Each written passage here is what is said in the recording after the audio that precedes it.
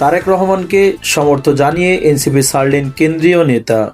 জাতীয় নাগরিক party NCP ছেড়েছেন দলটির কেন্দ্রীয় কমিটির যুগ্ম সদস্য সচিব মীর আরশাদুল হক।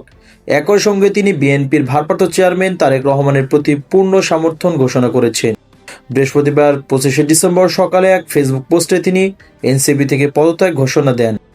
দীর্ঘ 17 বছর পর লন্ডন থেকে দেশে ফেরার দিনই এই ঘোষণা দেন তিনি। মীর আরশাদুল হক এনসিপির কেন্দ্রীয় যুগ্ম সদস্য সচিব ছাড়াও নির্বাহী কাউন্সিল সদস্য সচিব ছাড়া নির্বাহী কাউন্সিল, মিডিয়া সেল, শৃঙ্খলা কমিটি ও পরিবেশ সেলের দায়িত্বে ছিলেন। আসন্ন সংসদ নির্বাচনে তিনি চট্টগ্রাম 16 বাঁশখালী আসনে এনসিপির মনোনয়ন পেয়েছিলেন। পদত্যাগের কারণ ব্যাখ্যা করে তিনি বলেন, জুলাই গণঅভ্যুত্থানের মাধ্যমে নতুন রাজনৈতিক বন্দোবস্ত যে প্রতিশ্রুতি দেওয়া হয়েছিল, এনসিপি সেই প্রত্যাশা পূরণে ব্যর্থ হয়েছে।